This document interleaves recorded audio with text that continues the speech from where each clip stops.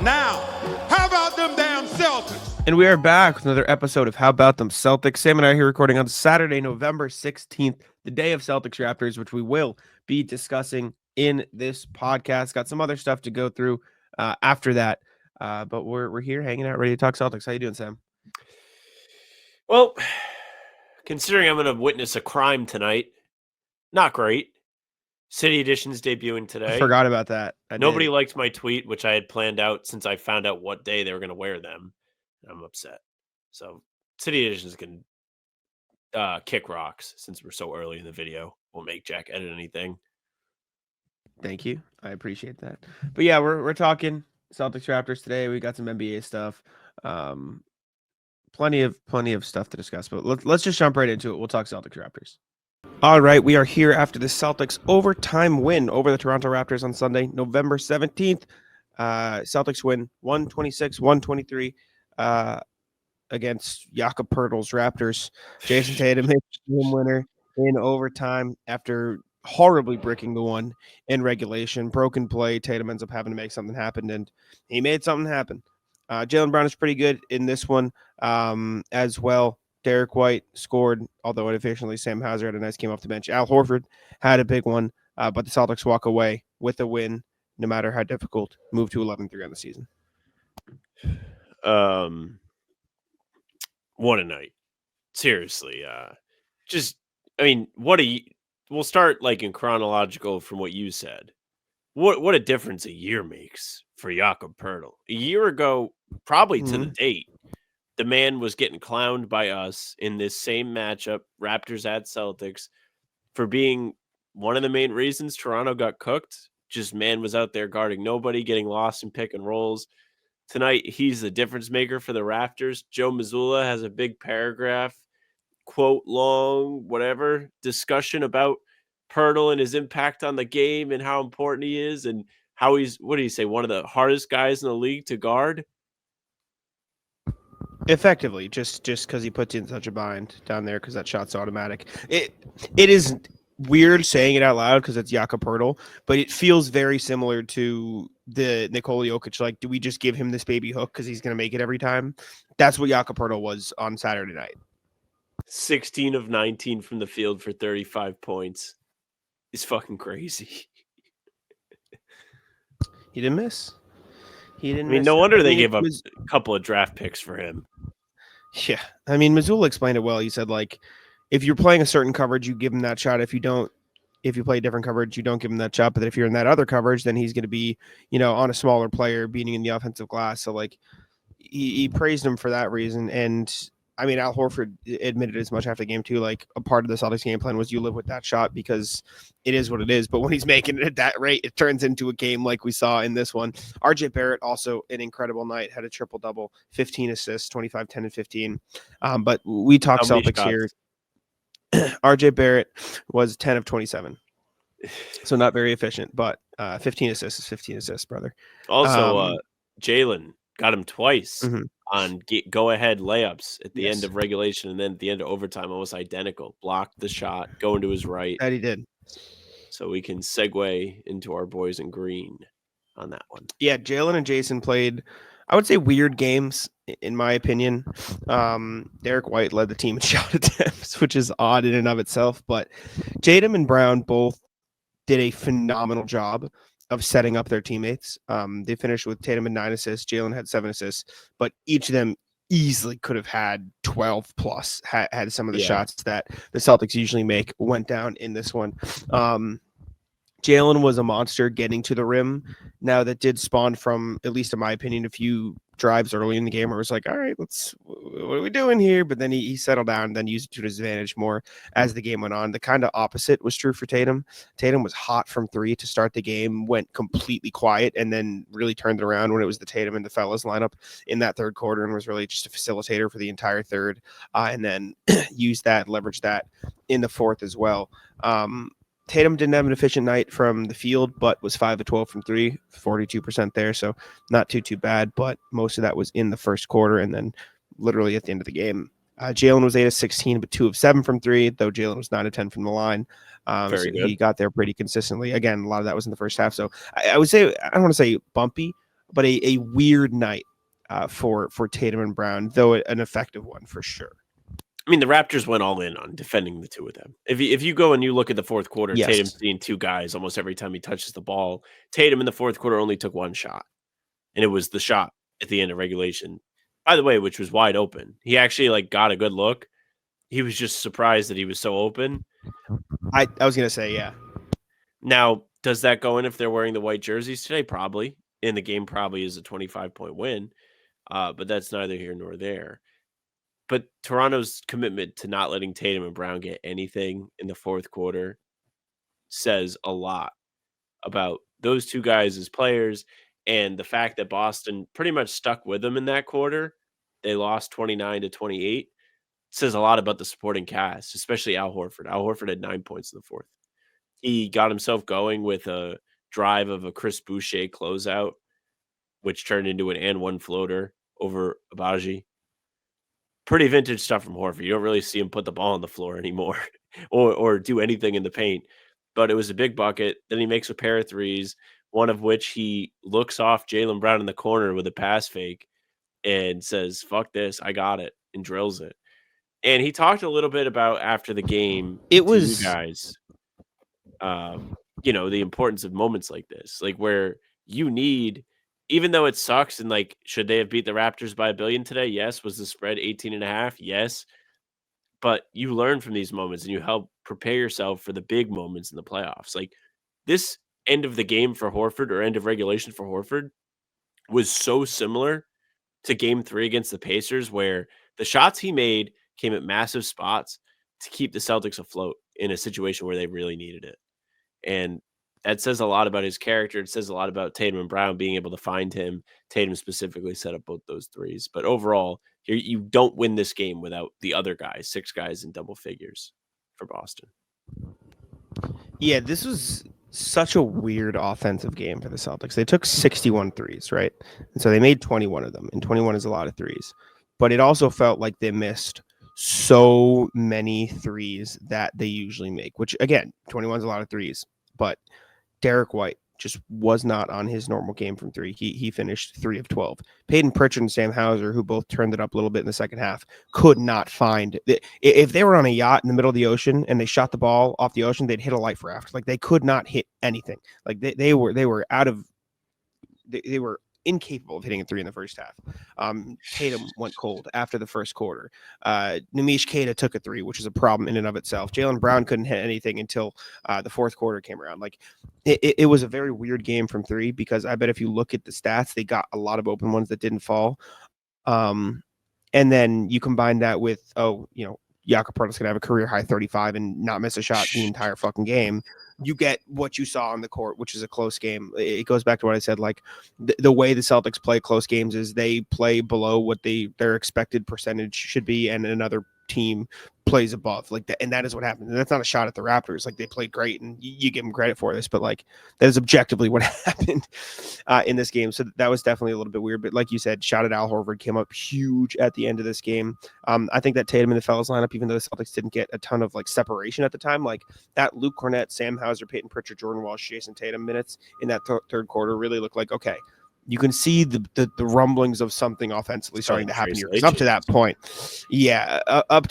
it was looking rough. But that said, I saw him getting a little defensive in the replies, and I don't want this to be turned into pick on Rui, but Nimish Keita was not good in this game, and I don't want online.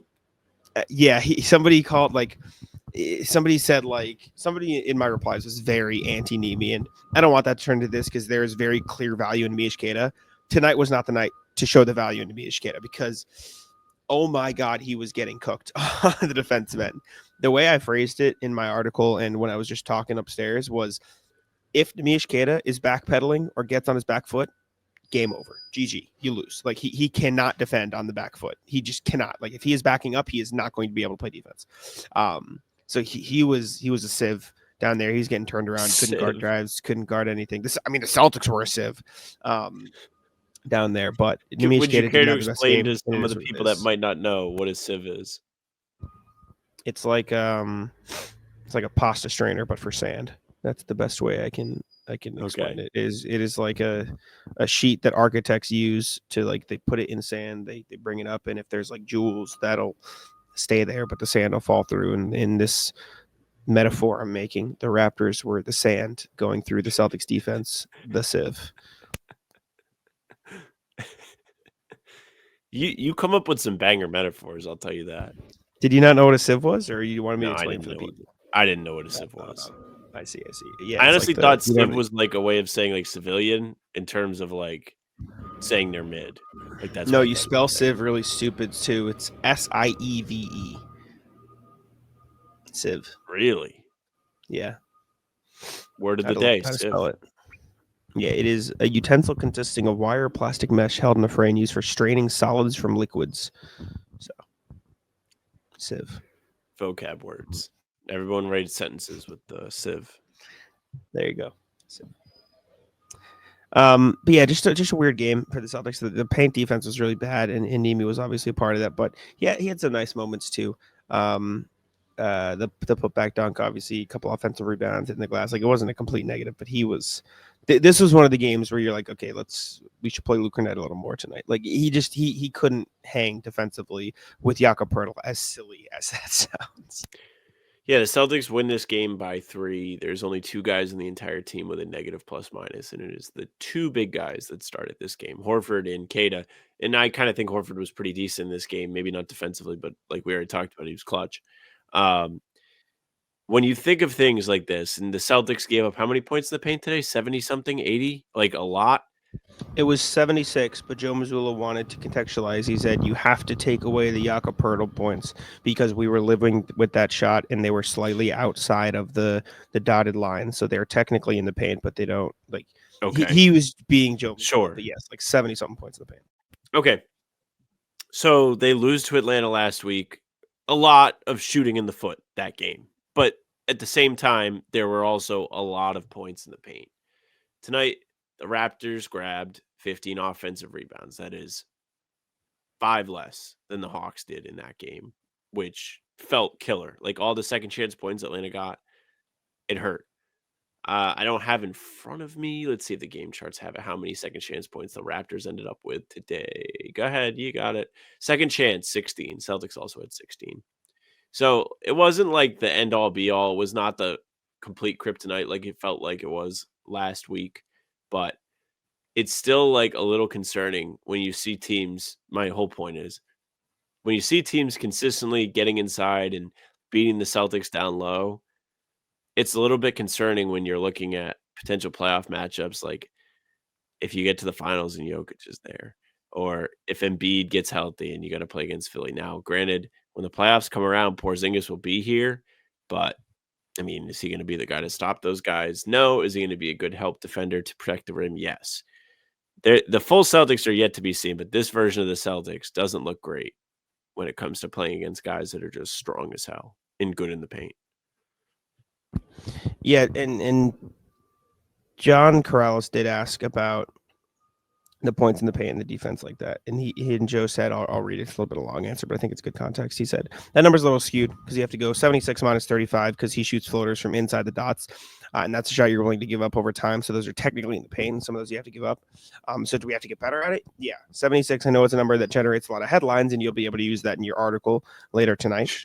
But I would say there's probably about half of those because of the coverage you're going to play on a guy like him throughout a game. The other half was just we have to do a better job rebounding. We have to do a better job at individual defense. And so those are the 2 areas that we can help clean up 50% of those points, defense and rebounding. And then he followed up on Poeltl. He said, yeah, but he's a bear down there. He just said, he's like, yeah, he's really fucking good. So like he added the context of it's a little bit of the defense we're playing. It's a little bit of the hustle. It's a little bit of the rebounding. So I do think all of those things definitely need to get better. But I do think Poeltl amplifies the problems a little bit as well. But weird game. How about Tatum making that fucking game winner? What a ridiculous thing. And I think the important context. I don't even think we talked about it yet. I know. Well, we mentioned it briefly, but it was very clearly a broken play. Like for all the people saying, I can't believe he got the second shot. That ball was supposed to go to Jaylen, who, in my opinion, definitely got fouled. Definitely got pushed for down. Sure. He got armbarred. Mm-hmm. So that ball was probably supposed to go to Jaylen. They said as much after the game, but then Tatum Tatum said it too. He was like, yeah, I kind of sat there for like 2 seconds thinking they were going to call a foul. And when they didn't, I was like, oh, shit, okay, to do it himself. And then obviously hit the big game winner, which was good to see after he got lost on the It's like first seeing one. a comment.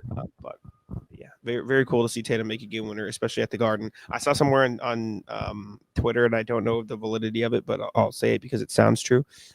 Great podcasting. It was the first game-winning three in TD Garden since '96 or something like that. Like, it's been a long time since there has been a No, it's game-winning not three true. at TD Garden. Unless it's regular season. Because Ray Allen had a game-winning three over Joakim Noah in the playoffs. That's Buzzer like beater? Yeah, buzzer beater. Okay, then maybe it's just regular season because I think he was using Basketball Reference, which probably doesn't filter. Prize Picks is the best place to get real money sports action. With over 10 million members and billions of dollars in awarded winnings, Prize Picks has made daily fantasy sports accessible to all. You just pick more or less on at least 2 players for a shot to win up to 100 times your cash. Run your game all season long on Prize Picks. You can now win up to 100 times your money on Prize Picks with as little as 4 correct picks. Prize Picks puts their members first, so all withdrawals are fast, safe, and secure. When my picks hit, I can get my money in as quick as 15 minutes. Prize Pick also now offers Venmo for quick and easy deposits and withdrawals into your account this sports season. Sam and I use Prize Picks on the pregame show every single time. We love picking more on turnovers for opposing players. We love picking more on Jayson Tatum points, on Drew Holiday threes, on Al Horford threes. It's our favorite time of the show. Download the app today and use code CLNS to get $50 instantly after you play your first $5 lineup. Again, download the app today and use code CLNS to get $50 instantly after you play your first $5 lineup. Prize Picks, run your game. Terry Rozier, that one got erased by Middleton. Okay, we don't need Sam to just go in his fucking mind and think of all the examples. I know for a fact that Ray Allen would happen right off the top of my head. Watching the final play develop, I was watching Pritchard as one does in these situations, and he was like jumping up and down in the corner, and I was like, is he like juicing himself up? Is he going to get the ball here? It looked like he was getting himself hyped up and ready for the moment. And maybe he was just out there as a decoy. It's very smart for Missoula to use him in that way. Can't believe the Tatum shot went in. I wasn't surprised that he missed the first one. Thought it was a great look. Don't hate it. Not mad at it at all. He created a great shot. Just missed it. This one, couldn't believe it went in. I was so ready for it to hit the back of the rim so hard because they all do. Credit to him. He finally made one. I'm not going to say it's like a bad thing that it went in because it's not, but if anything, I hope that this like gets the burden off his shoulders where he's like, okay, like, I mean, I couldn't tell you how many in a row it feels like Tatum has missed at the buzzer. Feels like all of them. It's true. And also just for your, I don't know what to call it. Like, closure. Your complaint a lot, not closure, but your complaint a lot is they run a lot of isolation at the end of games. Like that is usually like, what is the problem? And I agree. Like, I understand it. And I do think it's a valid thing that is like often seen as like, why? Like, what are we doing? Sure. Joe Mazzulla explained it a little. John Corrales asked, like, John said, like, the end of game situations, there tends to be a lot of ISO. I think just in general, like, not even just Celtics, like around the league, there's a lot of ISO. And Joe said, and he was like, so is that why you wanted to run something like that with multiple options, i.e. Jaylen coming off the corner, Jayson Tatum being able to, you know what I'm saying? And Joe explained it as, usually they're in isolation because most teams are switching because you don't want to put 2 in the ball with 10 seconds left in the game. So I think it's a matter of how do you move the defense and try to get drives and try to force them into 2-on-1s with overhelps in situation like that. So I like the play that we ran with an off-ball component to it, and there were multiple layers to it, but the guys delivered. Basically saying, like, in those situations where it's 10 seconds or less or 5 seconds or less or something, you run an isolation because if you run an action where there is a screen on the ball, you run the risk of like putting 2 on the ball in those last 5 seconds. And this was a different situation because it was 20 seconds, which is why they ran it. Like, you put 2 on the ball, they're just going to blitz the guy with the ball. And then that leads to a bunch of chaos. And then you probably wouldn't get as clean of a shot as if you just ran isolation and trusted your guy to get open. So, like, I get it from that perspective. But I did like that they ran something a little bit more complex. And I think part of it was because they just had the time to do it in this situation.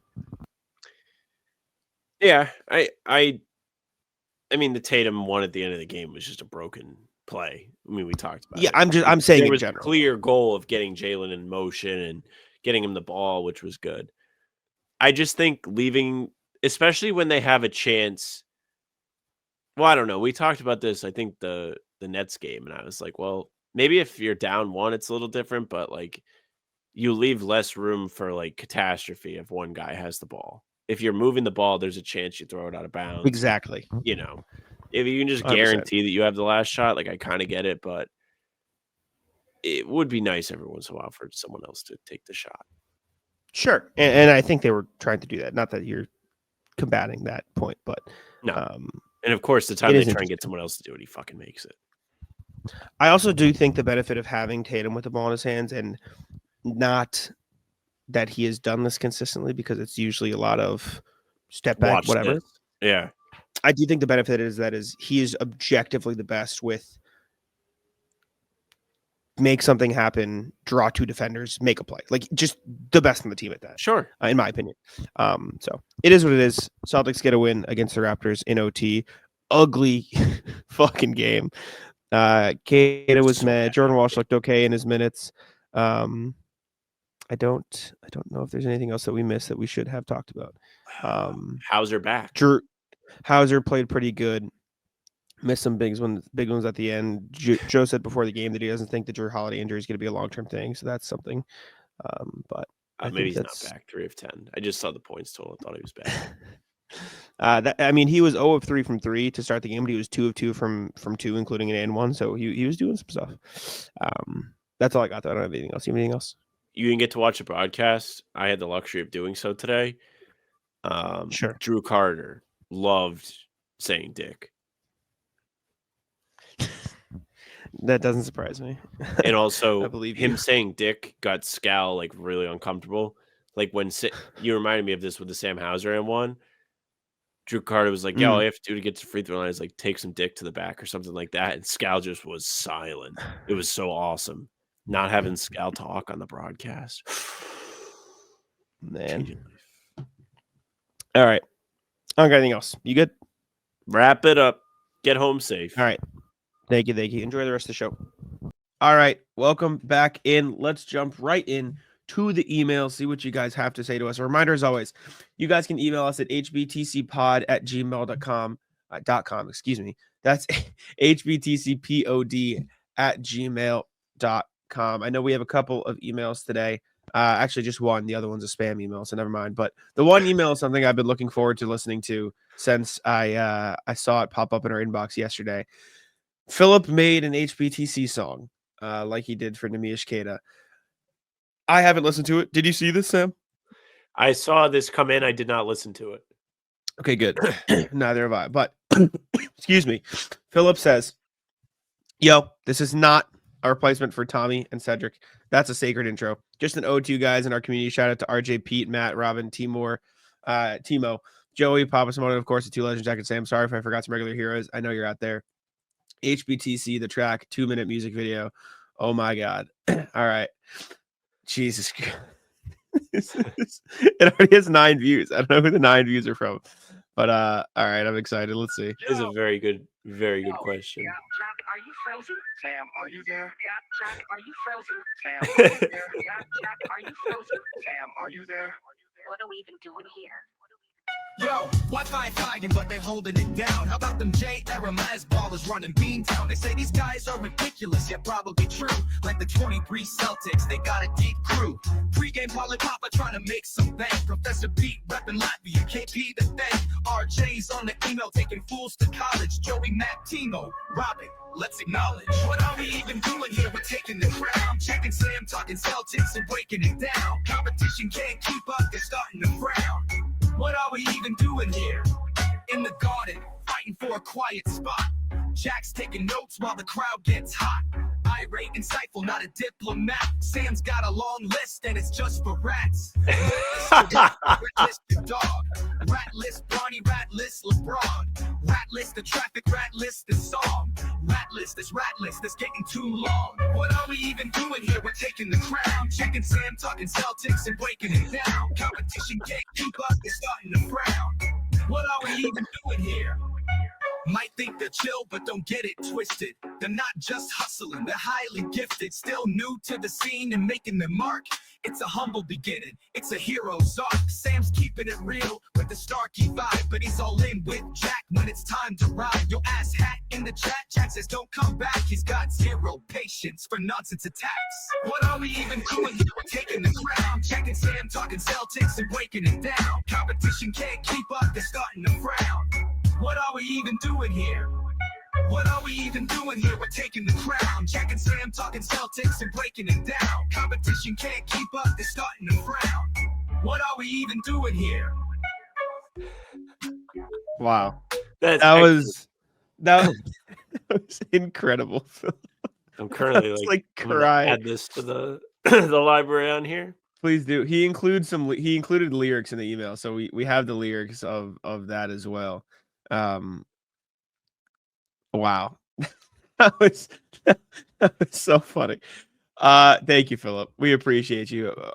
Many applause to you, Yes. my friend. W. That was incredible. Hey, like I said, if you keep those coming, we will absolutely react to them because they are hilarious. How do you make them? Is it like I assume it's like an AI software?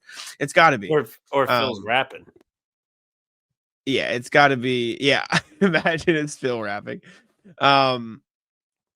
Also, I got to give a shout out. So I went to Maine last night as we're recording this. I'm going to be there again Sunday, but I stopped by Ironclad Eats, run by our very own friend, Mr. Joey Spatulas. Took a picture with the legend himself, said what's up to the guy. It was very fun. Food was great. I got a chicken quesadilla. He gave me some Chipotle sour cream with it. Dude, that shit was fire. It was so good. Bobby got a burrito. He said it was great. Noah got a vegan burrito, which was also great. They have like cauliflower that they like spice up to be so like, yeah. Shout out Joey Spatulas. Great dude. Very fun to see him. Very fun to see the food truck. Very cool food truck. I got a couple stickers as well that I'm gonna put on my car. I'm jealous. Very sick. Very sick. How long is the trip to Maine for you?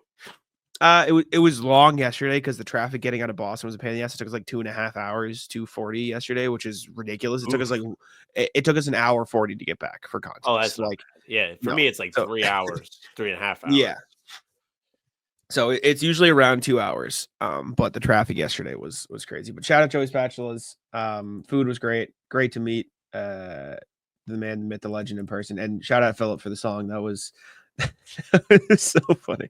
That was perfect. The gang's cooking today. Yeah. We're having a great day already. Let's jump over to the NBA.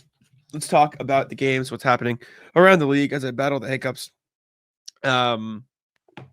I'll pull up the standings for us to take a look at as we chat. But Cavaliers, man, we talk about it every time we come on, but you have to, like, they are ridiculous. They're really good. They just put up 49 points in the first quarter last night as we're recording this. They play the Hornets before they play the Celtics. So if they beat the Hornets, they'll be 15-0 when they come to play the Celtics, or when they play the Celtics. I don't know if it's home or away.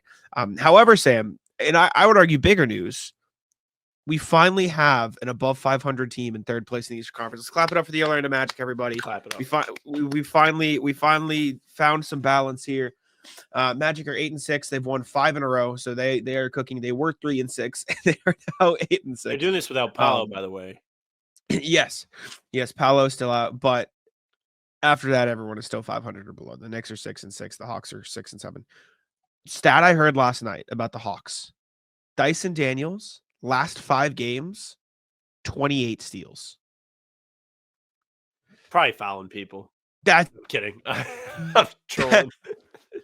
Over a game in his last 5 games. I don't know how many he's averaging on the season. He's averaging 3.8 steals on the year. That's what a insane. trade that was. What a fit they got out of him. What a crazy stat. Friday night, you mentioned the Cavs. I guess we can start there. The Cup back. I got the Cup hat on today. So we'll start with the Group C. Hawks and Cavs both win. The Cavs were in a close game yesterday, and then they scored 1 billion points at the end. Like, they literally ran the score up on Chicago. It was a 4-point game with like 2 minutes left, and then Cleveland won by 14. So this is some classic point differential fun in the Cup. But Yeah. I need the Celtics to beat the Cavs so bad. One, because I really want them to move on in the NBA Cup. But two, I'm sick and tired of everyone saying how great the Cavs are. I think it's time the Celtics humble the Cavs. Like, it would be real bad if they lose on Tuesday. But Wouldn't be great. it's time. It's time to put into this seriously. Like, all right, like cool. And the Cavs have really only played like one good team. Like they beat the Warriors. The rest of the teams are like 500 or below. Really? Let me look at their schedule. I admittedly haven't checked their schedule. Basketball season is back, and I could not be more excited. Getting to watch my favorite team live in person is my favorite time of the year, and I get all of my tickets on Game Time. Game Time is the perfect app to use for all of your ticketing needs. It filters out the fluff to show you only incredible deals on great seats, so you don't have to waste time searching through thousands of tickets. It brings the best prices, the best deals for you to go watch live basketball right to the front. But it's more than basketball season. The Patriots are back, and the Chargers are coming to town very, very soon, and it looks like you can get a great deal to that game. Justin Herbert going to come to Gillette Stadium to hopefully play Drake May. He did get the start recently, so that should be a very, very fun quarterback matchup as well. My favorite part of the app is the fact that you can filter out the fees, you can look at the best deals, and it highlights what it believes are going to be the best deals for you to get the exact type of ticket you want. Curation makes it easier to save more on sports, concerts, comedy, theater, everything you want. I saw no account over the summer. I use Game Time to get my tickets. All-in pricing is another part that I absolutely love about the app. Toggling the feature shows the exact total upfront. Like I said, filters out the fees, tells you what you're paying with everything included. It is perfect. Take the guesswork out of buying tickets with Game Time Picks. Download the Game Time app, create an account, and use code CLNS for $20 off your first purchase. Terms apply. Again, create an account and redeem code CLNS for $20 off. Download Game Time today. What time is it? Game Time. Like I haven't been looking at it a ton. So Cavs this year, and just to be clear, 14-0 is 14-0. Like you win these games, you win the games. That is impressive. Toronto, Detroit, Washington, New York, Lakers. 500. Sure, but New York, Lakers, Magic are legitimate. Okay, so the Magic are above, players. Lakers are above. Yeah, New York is 500. They beat the Bucks twice. Both were really close games. The Bucks aren't Bucks very good. 12th place in the East. Yeah. Pelicans, Warriors, Nets, Bulls, Sixers, Chicago. So it's not the most difficult schedule for sure. They haven't played a lot of Western team. Conference teams. Celtics also haven't played a lot of Western Conference teams. I think that's just the nature of the Eastern Conference. I don't think this is a Mickey Mouse schedule though. They beat some teams that are supposed to be good. And they have played a lot of ass. It was more making fun of how bad the East is. The East are really bad. Other stuff going around. Hawks beat the Wizards, so they are 2-0. The Celtics essentially at this point are counting on Atlanta to lose to Cleveland or Chicago, but probably Cleveland. Other cup games last night: Pistons 2-0 in the cup, 6-8 on the season. Pistons are proving me wrong. I'll admit it. They're proving. Hearing a lot of "We want the cup" chants echoing from Michigan. That's what I'm hearing. They beat the Raptors in a pretty close game. I think they ended up winning by 4. Knicks and Nets, banger of an ending. Cam Thomas had like 47 points. He was crazy efficient. Dennis Schroeder made a go-ahead 3 with like 10 seconds left. Then Brunson comes and makes his own 3, and then Schroeder gets blocked. Really fun ending. I even tweeted it was a real shame what was happening in New York, and then I was wrong. And then the Sixers, Friday, they remain ass. They lost to the Magic. They only scored 86 points. Embiid, 5 of 15 with 10 free throws for 20 points. Paul George, 4 of 15. Yeah. Not great. I will say the one positive coming out of Philly right now is Jared McCain looks really fucking good. Made a super cool YouTube video with him and playing against the Bronny and Braun father-son duo. Yeah, he's averaging 15, 2 and 2.5. I don't think that's a real video, by the way. I think he got Twitter baited. Did I get centraled? Yeah. I think we were looking at on the NBA Central. That's why I'm like pissed. Maybe I can double check, but I'm pretty sure this was something we looked at Maine. No, we were looking at it practice yesterday. I think Jay King pulled it up or something. It's from the dunk. Oh no, it's real. It is real. Okay, it is real. I don't know why we thought it wasn't real. It is real though. He said I mean, I it played looks against fake. Bronny. The picture looks fake. It does look fake. But it's real. He posted it to his YouTube. But yeah, dude, Jared McCain's been a monster so far this year. He's averaging 15, 2-2 on 47-40 splits. His last 5 games, he's had 18, 27, 23, 34, and 10, and then 29. Pretty damn good. Pretty damn good for a Sixers team that doesn't have much going for him. So they don't they need to be something to be excited about over there just because, you don't want to tear down the Liberty Bell or something. Yeah, Christmas is coming, they might beat up Santa. Huh? Christmas is coming, they might beat up Santa in Philly. I see. They need something. No, he's having a great season. He's definitely a bright spot on what they're doing. But outside of that, we can go to the West. OKC 11-2, Golden State 10-2. Rockets are really surging up the standings. They look good. They look like a really good basketball team. Suns, Lakers still there as well, 9-4, 8-4, turning it around a little bit. The Suns now have the only negative point differential in the top 9 in the East. And then you get down to the bottom. Mavs are really struggling right now. Portland, Pelicans, Utah. The Pelicans are looking more and more like the Grizzlies of last year for this year, which is unfortunate, but it just kind of seems like that's how it's going to roll out. But every team above the Blazers, Pelicans, Jazz looks like they are going to / want to compete for a playoff spot. So it's going to get scary real fast, including Victor Wembanyama, who had a 50-point game, I believe, the other night. Yeah, 50 on how they beat Washington. Yeah, he shot 16 threes and made 8 of them. Tatum probably made more than Tatum would make. Dallas listen, it's so hard to look at this and not shit on teams, but Dallas being the worst of the competitive teams isn't super surprising to me. Even though they had a good offseason, they brought in quality players, they brought in more shooting and stuff. I just feel like Luka teams have such a wide floor to ceiling gap that they can be. I get it. I also think they'll turn it around. I don't think this is where they'll finish in the season. It is very early. We are 15-ish games in, less than that. So I think they'll be fine.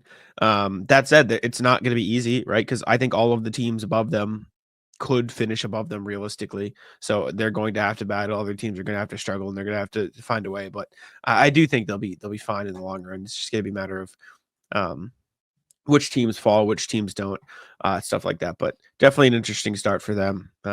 But everything can change. And if they win 2 games and the Clippers and Kings lose 2 games, they're in 8th place and not 12th place. It is a very fragile Western Conference picture right now. So nothing can be taking for certain at this point. But speaking of the Rockets are not trading 2 of their young stars. This is a certainty. Did you see this? Did you see these players that I'm talking about? Would you like to guess which 2 young stars Brian Windhorst said they said, quote, they're not interested in trading much of their young core right now. And I want you to guess the 2 that he listed or he named. He definitely listed Jalen Green because Jalen Green is somebody. Oh, okay. Not listed as definitely not trading. And maybe he's a part of it and he just didn't say it, but these are the 2 that I found in the article or the blurb that he said. The reason why I guess Jalen Green is because Jalen Green is always the guy that people are like, what if they traded Jalen Green? So I thought the news break aspect of this from Windhorst was actually, they don't want to trade Jalen Green. No. So they probably don't want to trade Şengün. Nope. They don't want to trade Jabari Smith. Nope. Reed Shepherd. No, this is why I had you listed because I thought it was funny. Twin? Amin Thompson is one of the guys. They just got a lot of young guys. And Whitmore? Nope. Tari Eason having a monster season relatively to his rookie year. He's averaging 12 on 55, 38 splits, 5.6 rebounds, as well as almost 2 steals and over a block a game. He's playing a ton of minutes for the Rockets this year, or relatively, I suppose. He's playing 23, which is up from when he played last year. And then Thompson playing 25 as well. Reed Shepherd's still chilling at 14 minutes a night, not really getting into the rotation yet, but yeah, he said draft steal Tari Eason, for example, has been drawing attention for the past year, but has been labeled off limits. Same for last year's lottery pick, Amin Thompson. And perhaps this is just he's not stating the obvious of some of the other guys. But if you're the Rockets and you have this core and you get off to this hot of a start, maybe you're like, okay, we can capitalize on this. Let's get a Literally trade. was the Let's do first thing I something. thought. Yeah, When exactly. you pull up the standings, I was like, huh. Wonder if they're gonna like bring in another star level player to help them compete. See, my thing with that is, if I'm the Rockets, I don't necessarily want to bring in a 30-plus-year-old guy to help you win this year. I'd rather bring in, let's try to find a star who's in a situation where they're okay trading him.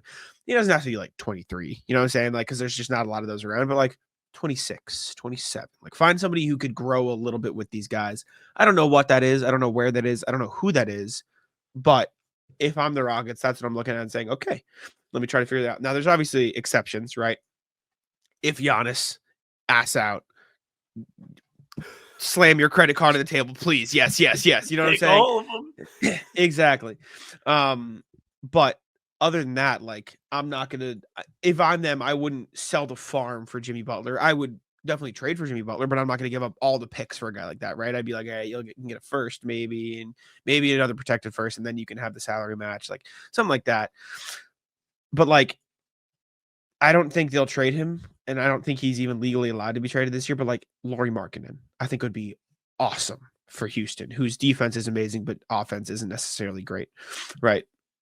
I think you look at a team like, let's see, like, I don't know if the Hawks would be the best example. Like, I don't think I'd love Trae Young there because you really have this defensive identity. I don't think that really fits what they're trying to do. If you can get like, I'm just looking through it. It does get tough, man, because everyone is so competitive this year that it doesn't feel like there's a lot of guys that are jumping to mind when you think of, okay, here, this guy's on the trade block. Like, I don't hate Brandon Ingram. Like, I know he's an imperfect fit generally, but he's having a phenomenal season this year.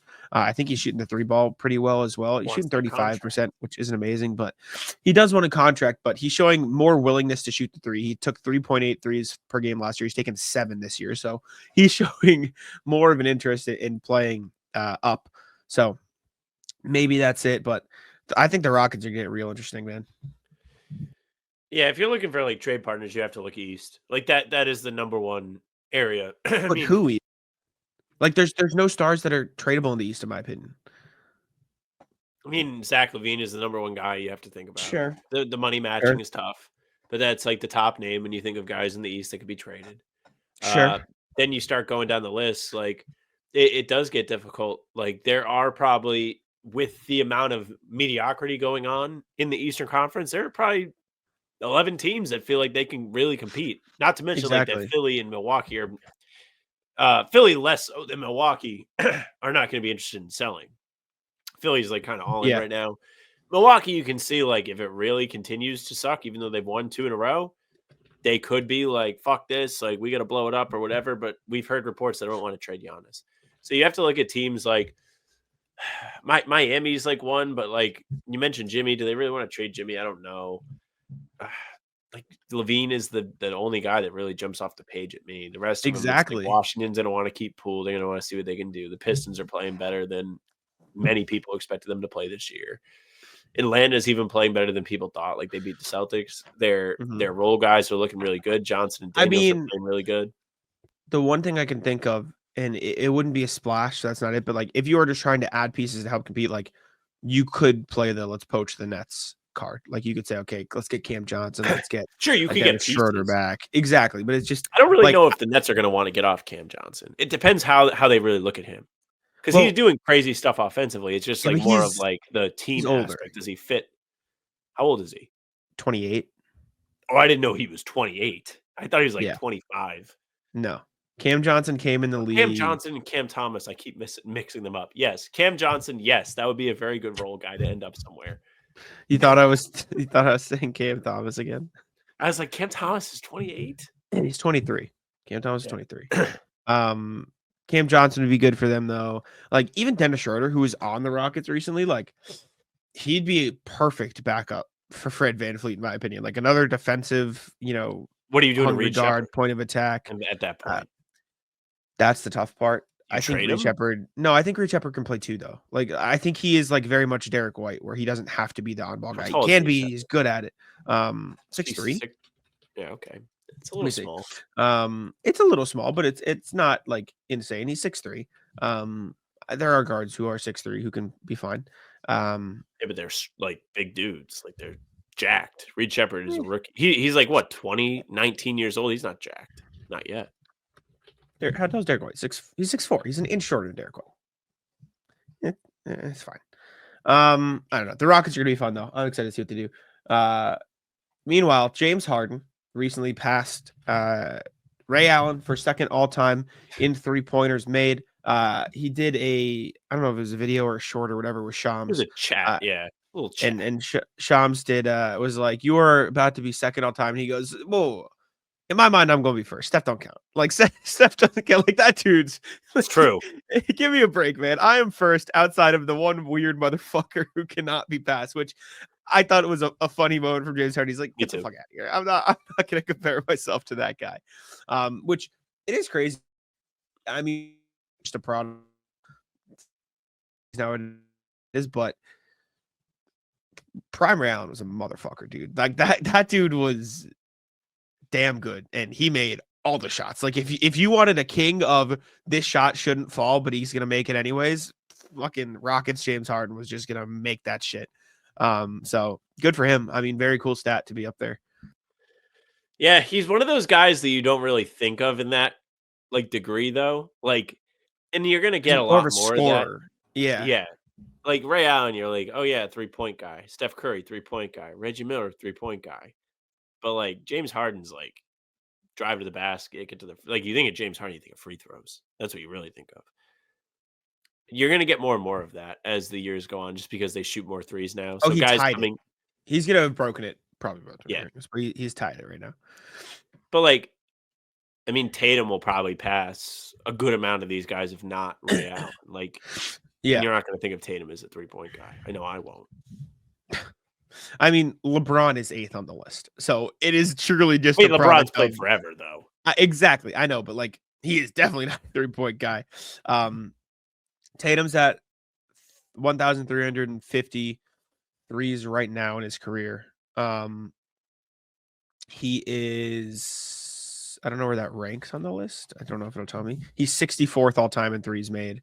If he plays the same amount of seasons he's played so far, so if he plays like 8 more years at this pace, he will be up there with them. I don't know if he'll break it, but he'll be up in that realm of top 5-ish. But so will everybody else in their mother. But I mean, Kyle Lowry's 13th.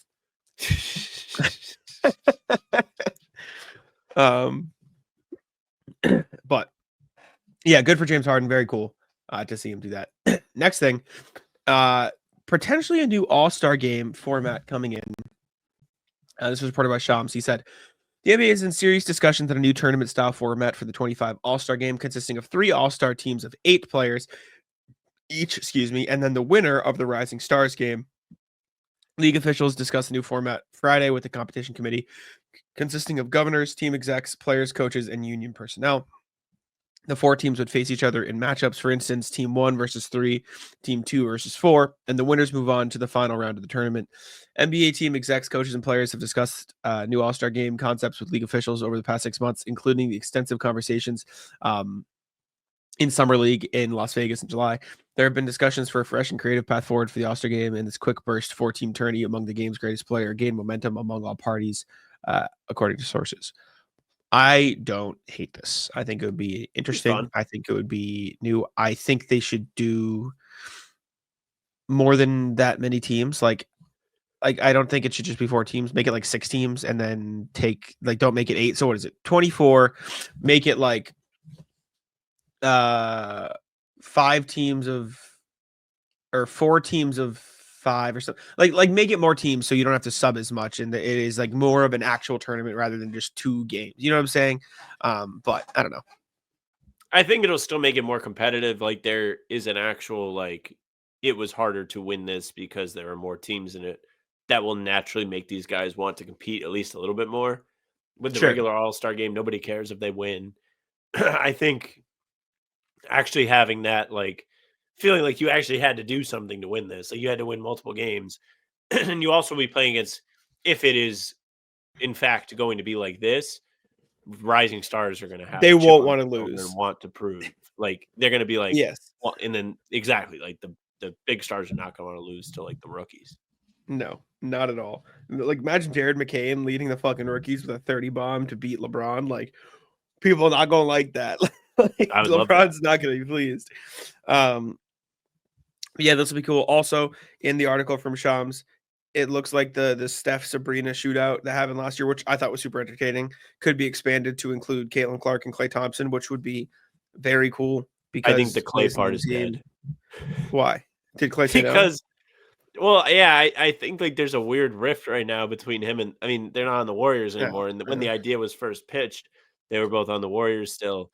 And I mean, I don't really even know if it's a take it with a grain of salt. Well, Draymond went out and said like Steph wasn't thrilled that Clay wasn't really talking to them before this game earlier in the week. So I get it, but I don't know. This was reported after that happened, and it very clearly said Dallas Mavericks star. Like I don't know. Maybe it will be, but like I as much as there maybe is a little bit of they'd be stupid not to get Caitlin love Clark in loss there if they're going to do this. Yes, even if there was a little bit of love lost there, like I don't think Steph hates Clay. All right, like I don't think he that many hates years of something. Shut the fuck up.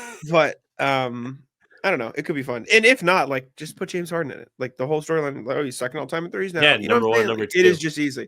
It is just easy. James Harden like shooting and jumping into the ball rack and falling down. Yeah, I'm gonna say it, and they're not gonna do it, but I'm gonna say it again because it's important. The 3-point contest just needs to be the 6 players who have made the most threes, and then if one says no, just keep going down the fucking list. That is just what it has to be, or the like best percentages who have taken at least a certain amount. It is literally the only competition, and maybe sports outside of the home run derby, where you have a list made for you based on the fucking statistics of the game. Come on, please. And there's enough okay, we'll do this, right? I'll look at, and I was gonna say there's enough star power in that list to like make it worthwhile for the league too. Like, let's take a look. The top 3-point shooters, we'll do just totals for right now. It's a lot of Celtics, so maybe that's part of it. But the top 6 right now: Anthony Edwards, Jayson Tatum, LaMelo Ball, Donovan Mitchell, Derek White, Peyton Pritchard.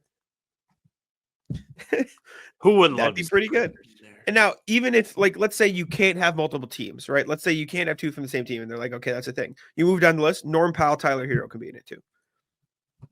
Fine. Sure. Like that's star power at the top with Ant, LaMelo, Donovan Mitchell, Jayson Tatum. And then you've got those. Say Tatum says no, you keep moving down. You got Kobe White, Buddy Hield, like Darius Garland's down there, Klay Thompson's down there. Like you still have a way to do it. And if you want to do percentage instead, just because you want the best 3-point shooters, well, let's make the cutoff right now since it's earlier in the season. Let's do at least 53s attempted, right? 53s attempted. Maybe I feel like this is going to be a little worse because it's less volume. No. Okay. Kyrie, Karl Anthony Towns, AJ Green, Norm Powell, Buddy Hield, Garrison Matthews. And then even if you move down the list, you got Darius Garland, Tim Hardaway. Like you've got other guys. Like it is the easiest way to do it. Just cut the shit. I don't want to see so Dame. fire if it was just a bunch of Celtics guys. It would be funny. It's just 'Cause that Missoula is kinda ball what it like was. results in all Celtics being in the 3-point contest. It would be very funny. What if Anyways, they had Missoula compete? They should have the coaches play a pickup game or something. Coaches 3-point contest / pickup game would be very fun. Just Doc Rivers with his injured back. That guy. What if each team's coaching staff like had like a 5-man team? The Celtics would wipe. That would be fire. Actually, I don't know. I don't know the other assistant. We have like coaches Chauncey after Billups still. Like I in was gonna Portland. say Jason Kidd in Dallas. Jason Kidd. You got Tibbs. guys. No. Not Tibbs. All right. Last thing. This is something you pulled from Reddit. Pull up the video. Okay. So the Kings. You wrote Kings made Peton, which Yes. I don't fully They understand. essentially made their own weird looking mascot and they showed De'Aaron Fox and De'Aaron Fox reacted. Oh, this is an AI thing. I thought you meant in real life. I know fans, they released a new mascot. I know it's not really important to you guys, but You released a new mascot? for when you do the city of Oh, I have not seen it. I have no idea. yeah, I'll make sure to show it to you. I want to say I have not. For the jerseys, we got a new mascot. Got a new mascot just for the jersey. Oh, what the fuck is that? Roy Al. His name is Roy Al. Yeah. He looks like he'd work at a fast food Yeah. He goes, what the fuck is that? That is funny. Oh, that's good. Pistons should Okay. make Peton real now that they're like, I don't want to say good, but they're like competitive. They're not bad. Now that they're not the embarrassment of the league, yeah, they should make Peton real. Dude, All I right. bet I joined like their subreddit, so like I see the posts. Their fans are so happy. They're like, we're actually like Good. out there competing. That's good. They have a good team. They have a better team than I thought they would have. I was incorrect. I still They don't know love Malik how Beasley. I mean, dude, talk about like the weirdest offseason move for a team. Why the fuck did the Bucks just say, yeah, no, we're good? He's literally one of the best 3-point shooters in the league last year. That team with an offense that Meanwhile, sputtered at times. Milwaukee has no one to kick the ball out to except AJ Green. No. Malik Beasley's shooting almost 9 threes a game at 38%. That's damn good. Tim Hardaway Jr. making 46% of his threes on 6 a game. Like, I mean, Ron Holland shooting 12% from 3 does bring that down a little bit, but they'll keep chugging along. Ron Holland as well. All right. Well, actually, no, he was like 90% before those two. Yeah, I know. Those two like bring him down to 60%, just objectively. Do they really? No. Oh, I thought you were like actually telling me something. No, They still should. There should be a 80. weighted free throw percentage. I see. All right. Like, Ratless, what do you have? Ratless is being sick. I'm sick. I usually like being sick. Being sick for a day is fun. Being sick for like 5 days is not fun. I will not be at the game tonight because I'm sick. And also, like, the game starts late. If it was an earlier game, I'd probably go. But I also don't want to get everyone sick. But Ratless being sick for too long. Sure. Ratless traffic, but the problem with the traffic is that it was unnecessary traffic. And let me explain. This is not me gonna do a bit, which is like just drive. So we're stuck on Storrow Drive. What do you idiots do? Just drive. You ever driven on Storrow? Yes. No. Hello? Yes. Okay. Awful to go to the Red Sox. Not fun. So we're driving. We're stuck there. It's like 20 minutes of traffic just trying to get on the highway. Pull up halfway through, and I'm like, oh, what's happening? Someone got in an accident and was taking up the entire left lane. And so you got to be some kind of asshole. Yep. And it was like a 4-car accident. Like they just rear-ended each other over and over 4 times. Fucking morons. Ruined Storrow Drive for the rest of us. Idiots. Get onto the Tobin Bridge on the on-ramp or just off the on-ramp, like about to get on. This guy's car broke down before he could get over to the breakdown lane. So he is stuck in the left lane, sitting there.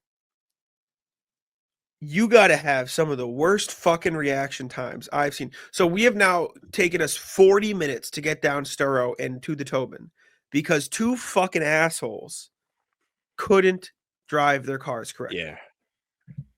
I feel like you should get fined. Maybe not for Dude. the breakdown. The breakdown isn't your fault. But if you get an accident, No. you should get like an additional fine. We're not clearing the breakdown. You couldn't realize your car was breaking down soon enough to get in the fucking breakdown lane? Tech.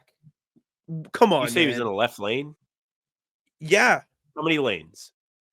I don't even know how to explain it. So it was like an on-ramp because as soon as you get on, there's an exit here, and then you get on the Tobin here. So he was just like in the left lane right after the on-ramp, just sitting there as like, so I had to basically drive from here, go around him, and then get back over to the left to get to my exit. So he was like ruining the entire flow of traffic. I don't know. I can't condemn the breakdown guy because, well, he's probably having a worse day than you. I don't care. The Yeah, be accident better. people, yeah. Like if you caused the accident, you should get like $500 to like everybody that had to sit in your traffic. Yeah, I was not happy. Rat list I was pedestrians. upset. Fucking hate pedestrians, dude. I think pedestrians get too much benefit of the doubt when it comes to traffic laws. I was driving yesterday. Mind you, now it gets dark at 4:30. So I was driving in Providence yesterday. This pedestrian dressed in all black is crossing the street. I think they were in the crosswalk, which I don't like that the crosswalk is just like you can do whatever you want because you're in the crosswalk. You don't have to wait. Like, just because you're in the crosswalk doesn't mean your eyes don't work where you can't see if there's a car coming. Like, if you see a car coming, you should still have to wait your turn to cross. This dude Sure. is just blindly walking across, don't even know if they looked at me because I couldn't see them. I feel like there's like a 70% chance, 45% chance that you could hit that person because you don't see them. Yeah. Yeah. I told you about the kid that like just emerged from behind a van like 2 weeks ago when I was driving on a one-way, and he was halfway across the street before he even looked in the direction that the cars are coming, and like had headphones on, wasn't paying attention. If I was like, let's just say, well, Sam, you should have your eyes on the road. But say I'm like looking around. I could have easily smoked that kid because he just flew out into the middle of the road, didn't even look. These pedestrians just like assume that everyone has their back. I hate pedestrians, man. I hate them. I had to convince my girlfriend when we first started dating, like, she was like, no, pedestrians should always have like the like carte blanche, like right away. I'm like, no, like if you're a pedestrian and someone is waiting to turn into a street, you should go behind them. You should not Yes. walk in front of them as they're waiting for an opportunity to turn. Because if there's a gap and you're in front of them, then you just fucked them over when you could easily go around the back. Agree. Also, I was wrong. I wasn't on the Tobit. I was the Zayco to the Tobit in that like shit. Okay. Yeah, man. Rat list. What else do I have? I don't know how much else. Just the drivers yesterday were terrible, man. I was like, I was like merging out. So it was like one of those Y splits, like on the highway where like one exit goes off like 2 lanes there, 2 lanes here. And one car in front of me like merged over to the left lane. Fine. They were fine. And I looked down to like check my directions. And when I'm looking back up, someone is coming over from those 2 left lanes in the exit and like trying to get in here, just cuts in front of me. I was like, okay, sure. Yeah. Did you Go have ahead, the rest brother. of the squad in the car? Yeah, Bobby and Noah were there. How do you always end up driving? How is it always your car? Well, Noah doesn't drive. She has a license. Yeah, that's a little unfair. It's a little inconsiderate of her. It is what it is, brother. That's like me being like, I don't know how to cook and always making like my girlfriend cook when I could like easily learn how to cook. It's true. It's true. Well, I won't say that because I guess she could drive my car, but she can't like learning how to cook is different than buying a car. You know what I'm saying? Like, Correct. so there is a little bit of difference there. Buying a I don't know. No, it's not. I don't know how much. What else rat list I have? I feel Rat like- list is the lady. I asked her last night if we could watch the Pistons. She said no. That's fucked up. That's rude. People on Twitter are very much on my side when I tweeted it. They were like, she probably likes the City Edition jerseys too. I was like, she probably fucking does. I hope not. Did you ask her? You should ask her if she likes them. Just I like don't no think she would like context. Okay. Rat list people that like the City Edition jerseys. I feel the way Sure. about City Edition jerseys that people feel about politics, where you can't disagree with them, or you're the Sure. worst. Like if like I should report everybody that likes the City Edition jerseys. Sure. I do think they look better on person than they do in pictures. However, let me finish my statement.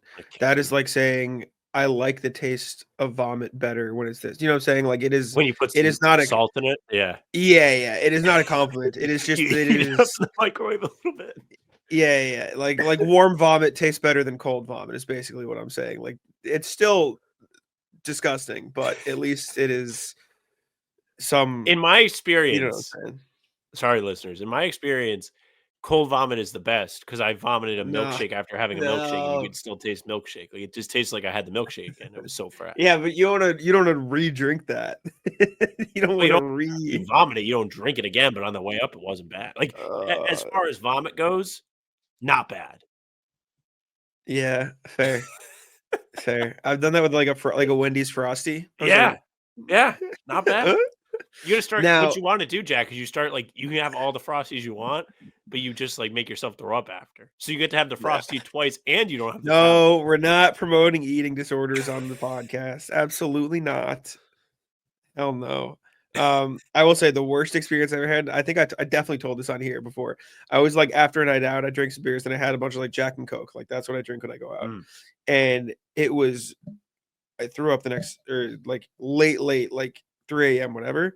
And I couldn't see out of my left eye for like 5 minutes. Like I don't like, know if you told me that. So I threw up so like strongly, like the pressure from like doing it was so profound that I couldn't see out of my left eye. I was like sitting there like this, like blinking, like I like trying to figure it out, and it wasn't. It came back eventually, obviously, but I will say my eyes are a little disproportionate, anyways. Like I can see better out of one eye than the other, but Me too. that didn't help.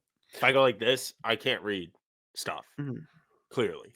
See, my thing is it's less clarity and more like light, as in like I'll be up late at night, like it's completely dark, and if I go like this, I can see like shapes and like the outlines and stuff, and I do this, it's just like nothing, like black. So like I can't perceive light as well in this one eye. Anyways, I don't got anything else. You got anything else? I don't got anything else. Well, yeah, anti-rat list is Friendsgiving. I have Friendsgiving tomorrow. I'm very excited.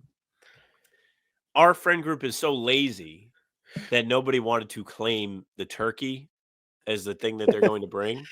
So we're not going to have turkey. We're all going to get wings, which is a W. Yeah, that's easy, of course. I think there should always be chicken at Thanksgiving. I agree. I think it's just kind of funny how much we like to change things, except Thanksgiving food. You can't touch. You can't always have to have turkey. You always have to have it. I don't hate turkey. Like it's not bad. It's okay. It's just not chicken. My friend told me he liked ham better than turkey, and I felt I agree.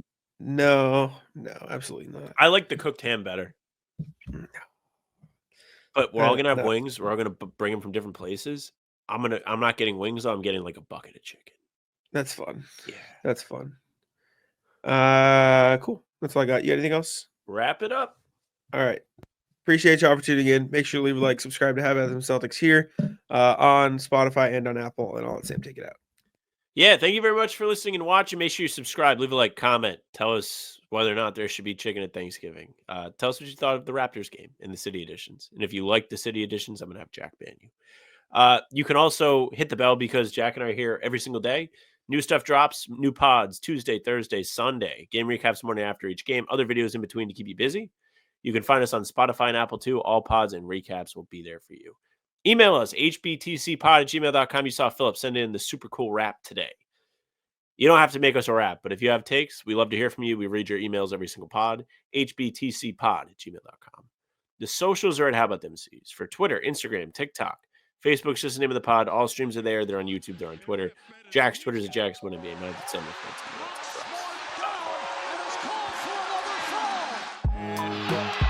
Taco, come on. Taco.